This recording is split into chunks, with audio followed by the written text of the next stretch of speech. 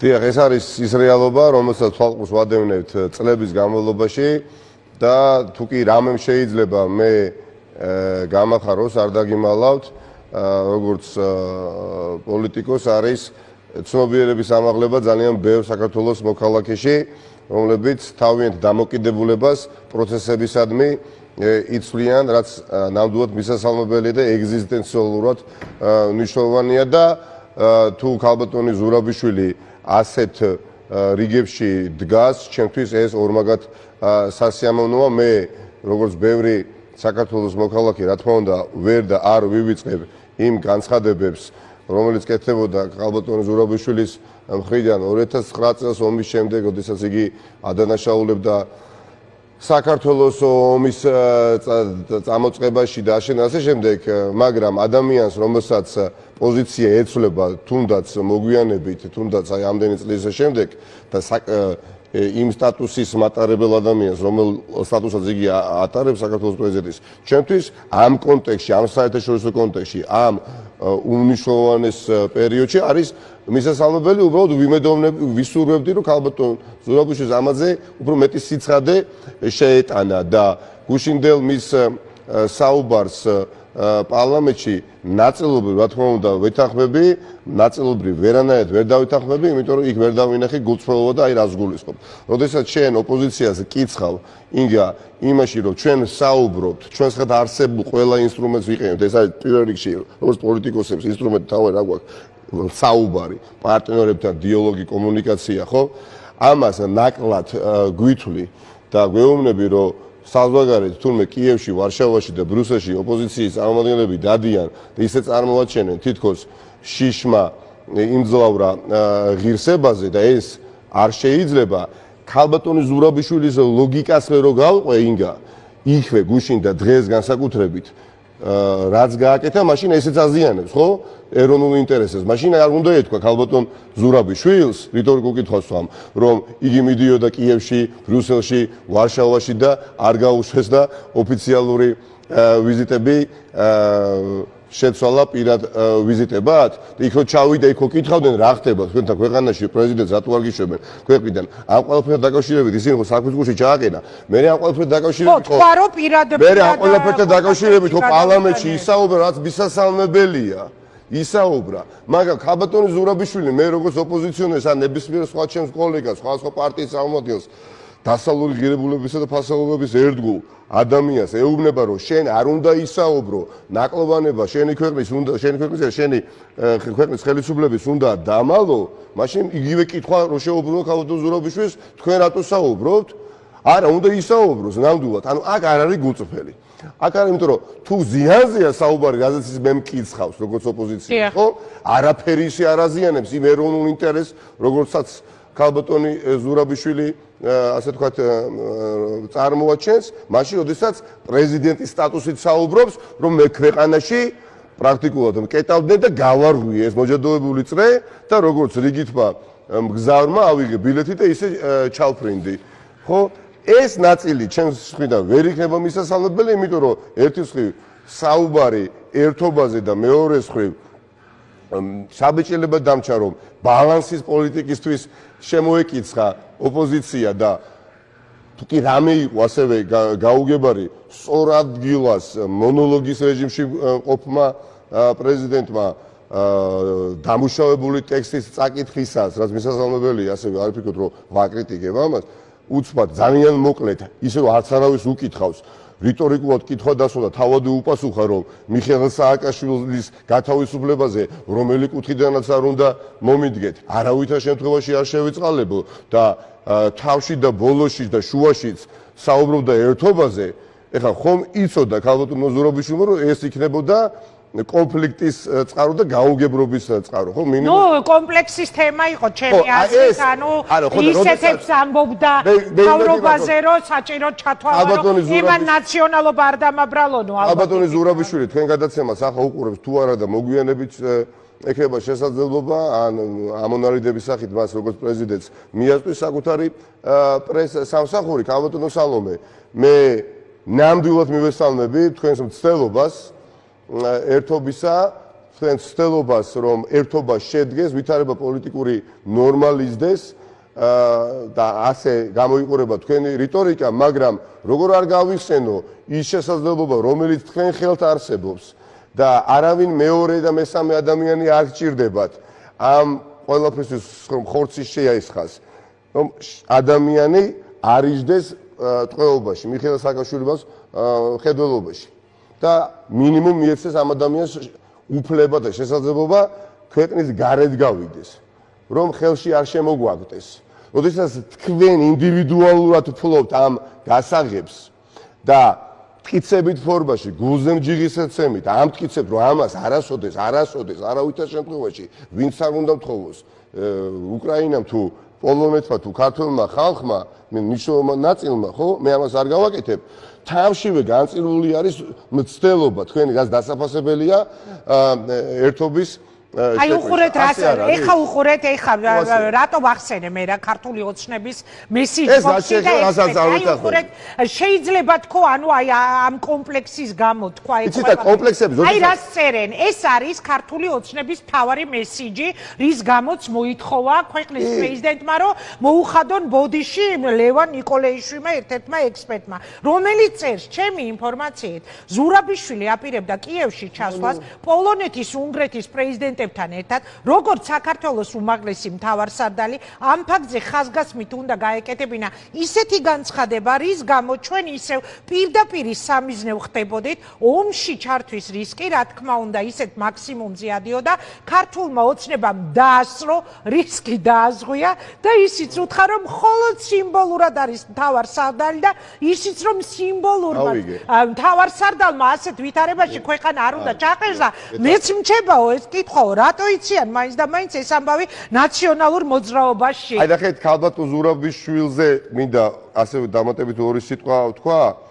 ძალიან კარგად მენიშნა, იცით, როდესაც საუბრობდა, რომ ქვეყანაში საზოგადოებაში ერთობის ნიშნები უკვე შეიმჩნევაო, რასაც ვერ ვიტყვი პოლიტიკურ კლასზეო, თუმცა ვეთანხმები ხელისუფლებას, რომ ფრთხილად უნდა ვიყოთო, მაგრამ ამავე დროს ვეთანხმები ოპოზიციას, რომ გამედავები უნდა ვიყოთო და მისი გადაწყვეტის გზები სად არის? მე როდესაც მომიწოდებს ერთობისკენ, რასაც მივესალმები, დიდი სიამოვნებით, ყველაფერს ვაკეთებ, ყველი შეუწყო, მაგრამ თავად პრეზიდენტი ზურაბიშვილი ხდება თავდასხმის,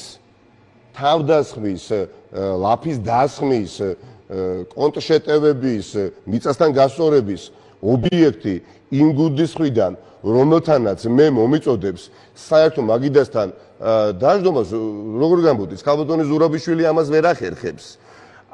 ქვეყანაში კეტავენ და გამოსავალეც ხომ უნდა მითხრა, გამახსენდა ერთი ქართველი პოლიტიკოსი, არ დავასახელე, ბუნებრივია გვარდა სახელს, ერთ საერთო შეხვედრაზე ვიყავით და ხარე კამათი შედგა პოლიტიკოსებს შორის და მერე სათითაოდ ჩვენ მოგვიწია პოზიციების დაფიქსირება ერთ-ერთმა პოლიტიკოსმა, ახლა ამ წუთას აღარ არის აქტიურ პოლიტიკაში, მისი პოზიცია დააფიქსირა ორ დაპირისპირებულ პოლიტიკოსს შორის, ანუ რომელი პოზიცია სწორი იყო, ეს უნდა მას დაედასტურებია და რა თქვა, დაეთანხმა, პირობითად ვამბობ, ზურას და თქვა, რომ ზურას პოზიცია მისასალმებელია, მაგრამ რთულია ამავე დროს არ დაეთანხმო, არ ვიცი, გიგის, ხო? ანუ არც წვადი, არც შამფური და როცა პრეზიდენტი ხარ, შენ კომპლექსებზე ყურადღება არ უნდა ქონდეს გამახვილებული, მომავლის გადმოსახედიდან უნდა იფიქრო. როდესაც მე მომიწოდებ შენ, რომ სიბართლე არ ვილაპარაკო, როდესაც მომიწოდებ, რომ იმ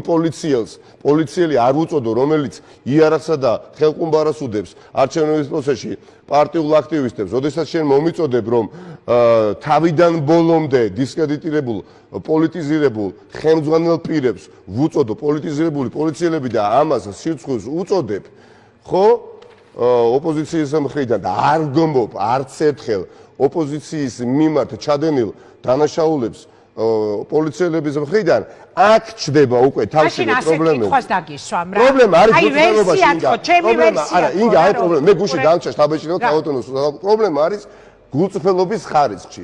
ქალბატონი ზურაბიშვილი გუშინ არ პოზიციონირებდა საკმარისად სახელმწიფო მოღვაწეთ ადამიანი რომელიც მიზანზე ორიენტირებული იყო მიზანზე ორიენტირებული იყო ჩემი ვერსია იმავე შემთხვევაში ბიძინა ივანიშვილი რომელსაც თავისი კაპიტალი აქვს ძალიან დიდი ბოდიში მაგრამ ყველა ვიცით ერთი წუთით რა დასავლეთშიც და ბიძინა ივანიშვილი რომელსაც თავისი ურთიერთობები აქვს მოსკოვთან შესაბამისად ხომ არ შეიძლება ვიფიქროთ რომ ანუ სალომე ზურაბიშვილი როგორც დასავლეთში მისი ემისარი და ღარიბაშვილი და მთავრობა რუსეთში აი გეტყვით რა რატომ გეკითხებით ამას იმიტომ რომ მაგალითად არ მივიდოდა ზურაბიშვილის გამოსვლაზე ასე ერთად დაწყობილი გუნდი იქ რომ არ დავინახოთ ივანიშვილის სურვილი თქვენ ფიქრობთ რომ ივანიშვილის რომ არ დომოდა ღარიბაშვილი წულუკიანი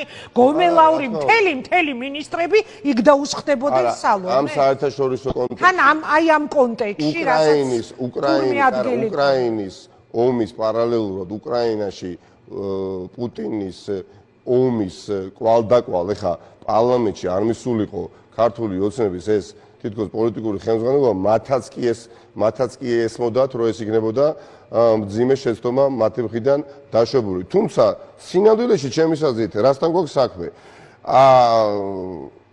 მე არავის არ ვაბრალებ ხო ფაქტების კონსტატირებას ვახდენ ხშირად ხო ვცდილობ ყოველ შემთხვევაში და ჩემს საფრთხმელს მტკიცებულებებით ვამყარებ მთელი წყება ქმედებები ჩაიდინეს რაც ეროვნულ ინტერესებს არა თუ არ ემსახურებოდა ქართული ოცნების მხრიდან არამედ ეროვნული ინტერესების ღალატი იყო და მოსკოვის ოპტიკა ანუ რუსული ოპტიკა რას ხედავს ეხლა საქართველოში ხედავს რომ ხალხი ღელავს ხალხისა და პოლიტიკური ხელმძღვანელობის პოზიცია ცადა დედამიწასავით განსხვავდება უდიდესი კონტრასტული სხვაობა არის და ამავე დროს პრეზიდენტი რომლის არჩევაშიც ინტერესი 2018 წელს რუსეთის ფედერაციას ექნებოდა ვინაიდან ქართული ოცნების მთავარი პარტნიორი სახელმწიფო იყო და ქართული ოცნების პარტნიორი იყო ქალბატონი ზურაბიშვილი ხედავს რომ წლების შემდეგ მაშინ როდესაც ყველაზე მეტად სჭირდება ახლა ხელისუფლების ხმაშეწყობილი პოზიცია რუსეთის სასარგებლოდ რასაც აღმასრულებელ და საკანონმდებლო დონეზე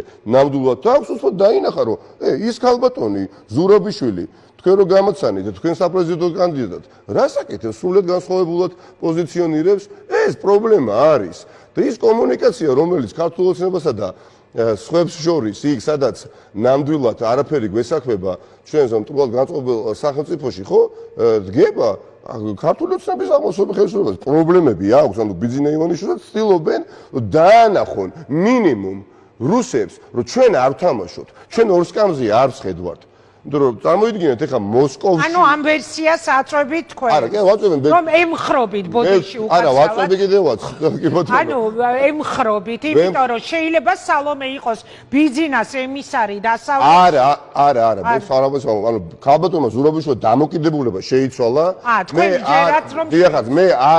მე არ მივეკუთვნები იმ კატეგორიას ადამიანებისა რომელთა პოზიციასაც ვაფასებ თუნდაც სოციალურ ქსელში დღეს ასეთი პოზიციები მე წავიკითხე რომ ეს არის ბიძინა ივანიშვილის ასე თქვათ თამაში და ეს არის შეთქმულება ანუ შეთქმულება ბევრს მიყვარს ამ ქვეყანაში ვამბობთ რომ ქალბატონი ზურაბიშვილი ახლა თამაშობს ბიძინა ივანიშვილის ანუ არ ფიქრობთ რომ სალომე თამაშობს რა თქმა უნდა არა ისევე როგორც არ ფიქრობდი თავის დროზე დაწყებული ეკაბესელიასგან მახსოვს ეკაბესელია როდესაც ქართულ ოცნებას ტოვებდა მაშინაც ამ იალიქს ასე თქვა დაწყებული. ნიკა, მოდი, თქვენ პარტიაზე და ას ბატონ უცხოელესი პარტიის თავმჯდომარე ხარ და დავა კონკრეტულად, ანუ თქვენ არ თვლით რომ დღეს სალომე თამაშობს ბიძინას. არანაირად, რა თქმა უნდა. კარგი. არ თვლი და მეტიც ეს პრობლემა დანახულია ახლა მოსკოვში და ქართულ ოცნებას სთხოვენ პასუხს. და ქართული ოცნება იძულებული არის არა რაციონალური, არა გონივრული ნაბიჯი გადადგას, ისეთი როგორიც მათ დღეს განაცხადეს კონსტიტუციის სასამართლოში მიდიან. მიდიან იმისათვის, რომ იქ მოსკოვში დაუმტკიცონ ერთგულება, რომ ქალბატონი ზურაბიშვილი ჩვენ პოლიტიკურად გაგვიფუჭდა, იგი აცდა ტრედმილს, ჩვენს ტრედმილზე აღარ დგას. სხვა არხში არის. აი ესაა პრობლემა, თორე არც მის წარსულს ვივიწყებ ქალბატონი ზურაბიშვილის და არც მისი აწყოს დამსახურება მინდა დაუკარგო, მაგრამ მის მიერ დაფიქსირებული პოზიციები იქ, სადაც მართლაც სახელმწიფოებრივი მივესალმები, მაგრამ ბალანსის პოლიტიკა კულად განწყობილ პარტია ქართულ ოცნებას შორის და დანარჩენ ოპოზიციას შორის არ არის მისასალმებელი და არ არის სასურველი და ამ ყველაფრის ისე შეფუთვა ჩემოინგა ძვირფასო მაყურებლებო გავიმეორებ კვლავ რომ თითქოს ოპოზიცია სცოდავს და შიდა ჩვენი პრობლემები საერთაშორისო პარტნიორებთან არ უნდა ვისაუბროთ, მაშინ ქალბატონი ზურაბიშვილიც არ უნდა საუბრობდეს იმაზე, რაზეც საუბრობთ. ამ ლოგიკით, რომ ნიკა მელია ფიქრობს, რომ სალომე ზურაბიშვილი არ თამაშობს ახლა ივანიშვილის თამაშს. იცით რა? მე იმით პრაქტიკაც ცხადყოფს ამას, აი 4 გვარი ჩამო 4 ჩვენი დიდი ნაწილი ხა არიან ადამიანები, ჩვენ პარტიაზე როდესაც საუბრობთ ხა 500,000 არა, მაინტერესებს ხო მაგას. რა თქმა უნდა, ხა შესაძლებელია განსხვავებული პოზიციები იყოს, მაგრამ ძირითად პოლიტიკურ ბირჩი პარტიაში არის ეს პოზიცია, ნამდვილად შევიდა გიხართ. გაგაჩერებ ერთი წუთით. რამდენიმე წუთის წინ ინტერნეტში გავცელდა კიბერკმარას სახელით ბიძინა ივანიშვილის და რუსი ოლიგარქის ევტუშენკოვის საუბარი, სადაც 2022 წლის 18 თებერვლადაა თარიღი მითითებული და დაბადების დღეს ულოცავს. ევტუშენკოვი არის სანქცირებული ოლიგარქი და აი ეხლაც გადის ეს ჩვენს ეთერში რა გჯერა არ ვიცით ავთენტიკურობაზე, აქვე უნდა დავაკონკრეტო კიდევ ერთხელ, თავს ვერ დავდებთ, ეს მოვიდა ჩვენზე ტელევიზიის ელექტრონული პოსტის მისამართზე. მაინტერესებს თქვენთვის რაზე მეტყველებს ეს. იმიტომ რომ აქ ძალიან საინტერესო არის ერთი რამ, როდესაც ჩვენ სანქცირებულ ოლიგარქებზე ვსაუბრობთ. აი მაგალითად, გაერთიანებულმა სამეფომ რუსეთში კიდევ 350 კომპანიას და ფიზიკურ პირს, რომელთა შორისაა მედვედევი, შოიგუ და მიხეილ ფრიდმანი დაუწესა სანქციები. ეხლა რატომ ვკითხულობ ამას? ანუ საქართველოსთვის რამდენად შეიძლება ეს იყოს ძალიან საინტერესო ამბავი. მიხეილ ფრიდმანთან დაკავშირებით გავრცელდა ინფორმაცია ასეთი, რომ ბორჯომის მაჟორიტარი აქციონერი შესაძლოა ბადრი პატარკაციშვილის ქვრივი ინა გუდავაძე გახდეს. ამას ავრცელებს უკრაინსკაია პრავდა თავის წყაროზე დაყრდნობით. წყარო ამბობს, რომ სანქცირებული რუსი ოლიგარქი მიხეილ ფრიდმანი მინერალების წყლების ბიზნესის გაყიდვას ცდილობს და ერთ-ერთი შესაძლო სქემა ბიზნესის მისთვის მიყიდვა შეიძლება იყოს. მე ვამბობ, ეს არის უკრაინსკაია პრავდას ინფორმაცია. ეხლა რატომ დავსვი ეს კითხვა? ევტუშენკოვი, ფრიდმანი, ასე შემდეგ. შეიძლება თუ არა ჩვენი ქვეყანა აღმოჩნდეს გამრეცხი, გათეთრება, რასაც ქვია ფულის. აი ეს აღმოჩნდეს სანქცირებული რუსი ოლიგარქებისთვის. ნებისმიერი საკითხი, ნებისმიერი თემა, ნებისმიერი ის წუხილი, რომელიც არსებობს საზოგადოებაში, სერიოზულ გამოწვევად იქცევა. სანამ ხელისუფლებაში არის ის გუნდი, რომელიც არის, რომლის მიმართაც ნდობა სულ უფრო და უფრო მცირდება ინგა. იცით რა არის? სულაც რომ არ ქონდეს ადგილი სპეკულაციებს და ეჭვიც არ მივიტანოთ ამა თუ იმ საკითხის გარშემო ქართულ ოცნებაზე უკვე გიჩნდება ეჭვი. ეს არის პრობლემა. ანუ მათ სიმართლეც აღარ დაეჯერებათ დაუშვათ. ეს არის უდიდესი და მნიშვნელოვანი პრობლემა, რომელიც ამ სახელმწიფოში არის. და ძალიან სამწუხაროა, როდესაც კიდევ ვინმეს უკვირს, რომ ბატონი ივანიშვილი ადრე ეს ყურს ჭრიდა, ძვირფასო მაყურებელო, ხო ჭრიდა. აი გულზე ხელი დაიდეთ და რამდენი პოლიტიკოსის გამოსვლა მოგისმენიათ წლების წინ, 4 წლის წინ, 5 წლის წინ და ფაქტებით მათ უსაუბრიათ ქართული ოცნებისა და ბიძინა ივანიშვილის კავშირზე რუსეთის ფედერაციასთან, ანუ კრემლთან. და თქვენ ამ ყველაფერს სერიოზულად არ უყურებდით. მაგრამ დღეს ასეთი ადამიანების რიცხოვნება მნიშვნელოვნად დრამატულად მადლობა გმერს შემცირდა, იმიტომ რომ ყველაფერს ფარდა ჩამოეხსნა, ხო?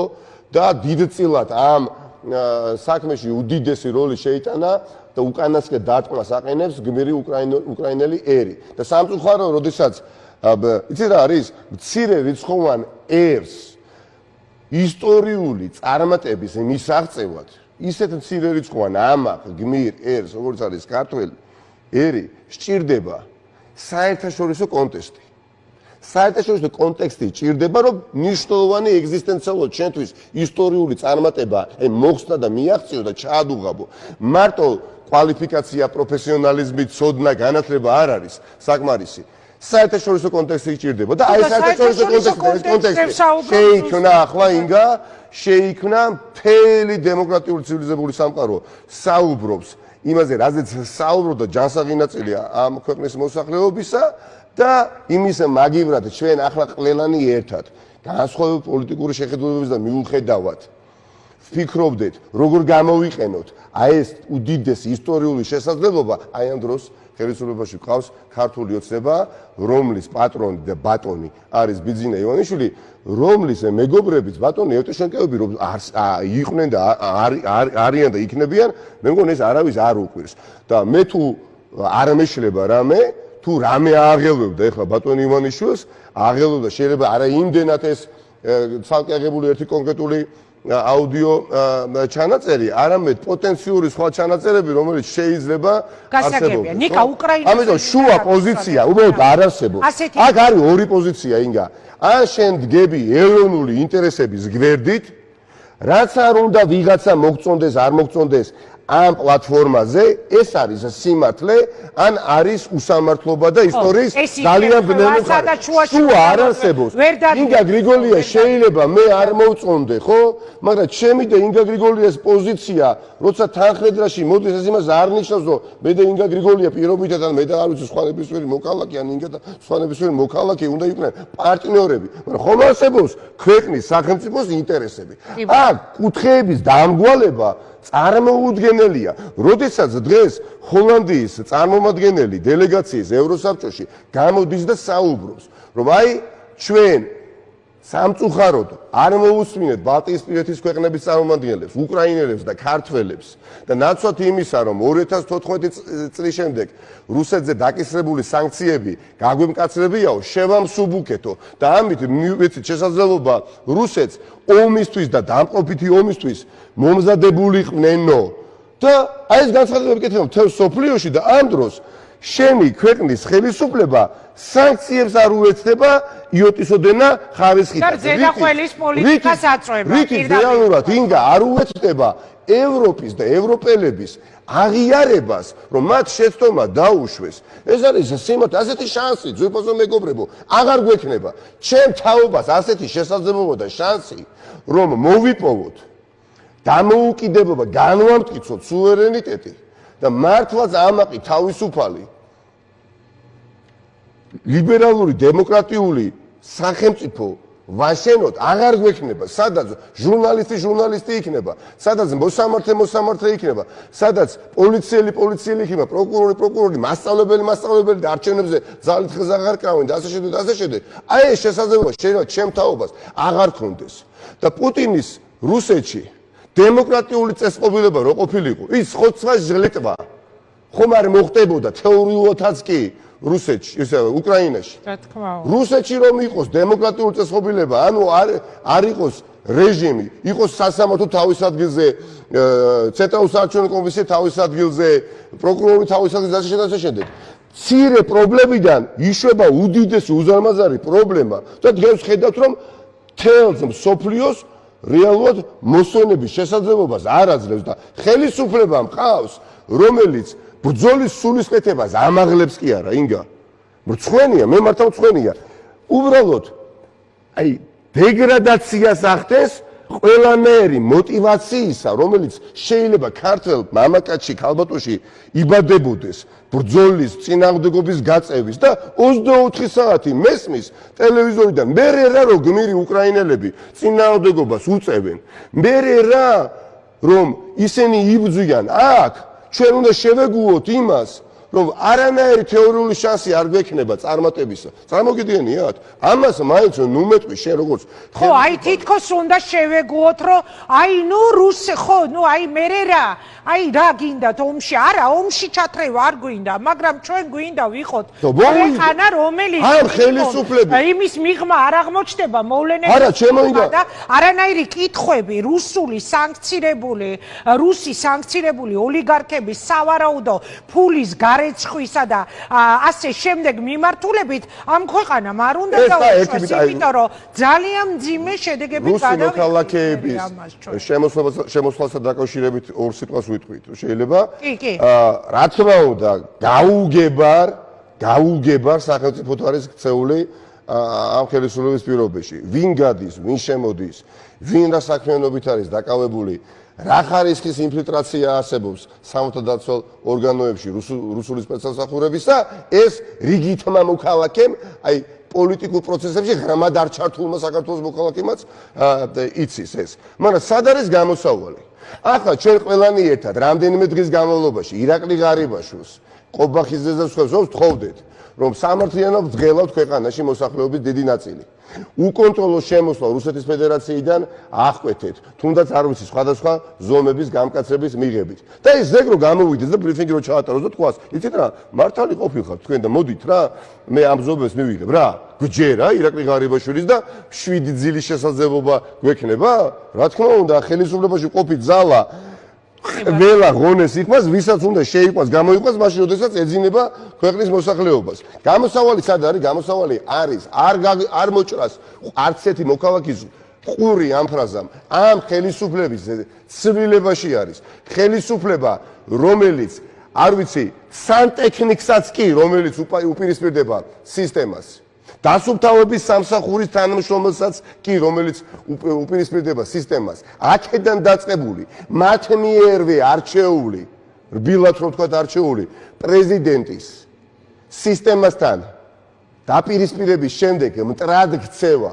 ეს ის ხელისუფლება, რომლებიც ბედავენ, არც ერიდებათ და გუშინ წინდელ თავიანთ მეგობარს მაშინ როდესაც დასჭირდათ კოკაინის მომხმარებლობა დააბრალეს. ეს არის ის ხელისუფლება, რომელსაც ძარღვი არ აქვს. სინდისიერება რა არის ასეთი რამ არ ესმით. არ ესმით რა არის სახელმწიფოს სიყვარული და არც მანკიერი იდეა და იდეოლოგია აქვს. მთელი უბედურებაც ამაშია, ეცით? შეიძლება მათ ბოროტ იდეოლოგიას, არა კაცმოყვარე იდეოლოგიას არ ვეთანხმებოდეთ. იყოს ესეთი იდეოლოგია, რომ რაღაცა პაეთობაში არ არსებობს. ერთადერთი რამ ამოძრავებთ, მოპოვებული მდგომარეობის შენარჩუნება, რაც შესაძლებლობას აძლევს მომხეჭველობა გაზარდოთ და გაზარდოთ. არ ამოძრავეთ, იცით, იდეა, აი მისწრაფებები არ აქვს. არ ჟერა ირაკლი ყობახიძეს და მამუკა მდინარაძეს, რომელიც თქვა საოცრებას არ საუბრობენ ხალხო. აი ამ გეოპოლიტიკურ დაძაბულ ვითარებაში, როდესაც საჭადრაკო პოლიტიკურ დაფაზე მნიშვნელოვანი გადაადგილებები ხდება, გამოდიან და საუბრობენ, რომ უკრაინის ელჩი არ წასულა უკრაინაში და ამას ისე აკეთებენ, რომ აკნინებენ, იძულებული ხდებიან. და მთლად მთავარი გუშინ უკრაინის საელჩოს წარმომადგენელთან ერთად რატომ მივიდა იქ საქართველოს პრეზიდენტი? კი, ამას საუბრობს ბატონი.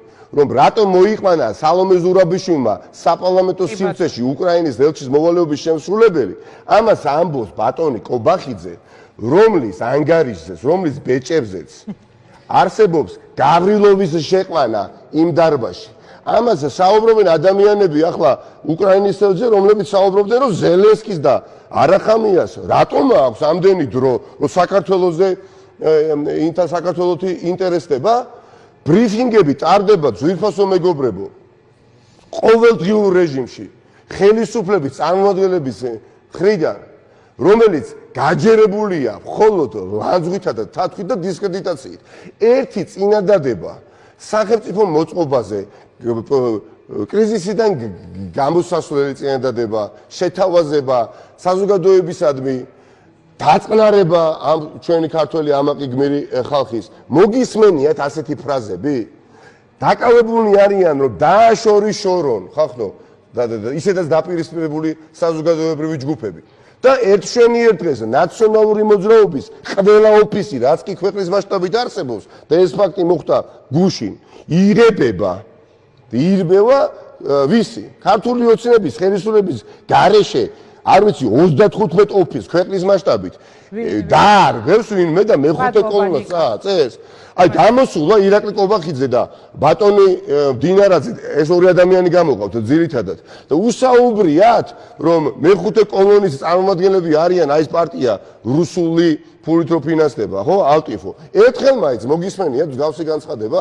ამიტომ ძვირფასო მეგობრებო, არ არის აუცილებელი თქვენ მოგწონდეთ ნაციონალური მოძრაობა, არ არის აუცილებელი თქვენ იყოთ ჩვენი პარტიის ამორჩეველი ან ნებისმიერი სხვა პარტიის ამორჩეველი, მაგრამ თუ თქვენ მართლაც გსურთ, რომ ეს ქვეყანა დამოუკიდებელი იყოს, ეს ქვეყანა იყოს თავისუფლების სავანე და ეს ქვეყანა იყოს ინღირებულებებისა და ფასეულობების მატარებელი, სადაც სიცოცხლე ცხოვრება საამაყო იქნება, თქვენ ორი არჩევნიდან ერთი არჩევანი უნდა გააკეთოთ. ან ბიძინა ივანიშვილის ვიწრო მერკანტილური ოლიგარქიული ინტერესი, რომელიც ჭიპლარით არის დაკავშირებული რუსეთის პუტინის ფედერაციასთან, ან თავისუფალი სწორი ხალხის გვერდით დგომა. და აქ პლატფორმაზე როდესაც მოხვათ, აქ თქვენ დახვდებათ ბევრი განსხვავებული ქართველი.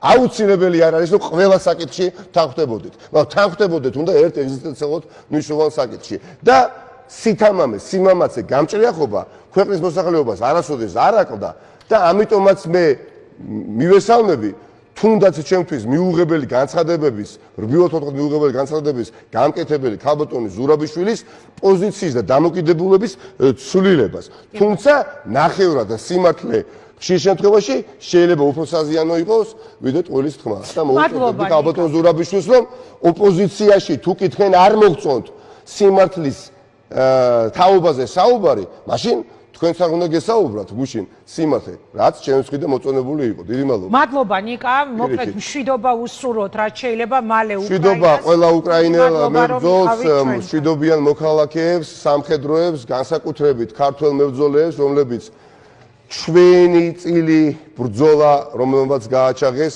უკრაინაში და რომლებიც ემზადებიან უკრაინის სახელმწიფოს თავდაცვისთვის. დიდი მადლობა მათ სახელს და გვარებს არ ჩამოდვით, ბევრი არიან, ვინმე არ გამოჩეს არცნოთ. დიდი მადლობა ბიჭებო თქვენ იმისათვის, რომ ჩვენ ინტერესებს იცავთ და გვიამაყებით ყველას. ყველას გვიამაყებით, ეხლა ყველა ის ქართველი, ვინც ხართ უკრაინაში და თქვენი ნებით გამოთქვით ის სურვილი, რომელიც განახორციელეთ და დღეს იარაღით ხელში იცავთ თქვენს ოჯახებს და საქართველოს. მადლობა ნიკა მელიას, მე დავემშვიდობები ნაციონალური მოძრაობის თავმჯდომარე გსტუმრობდა ახლა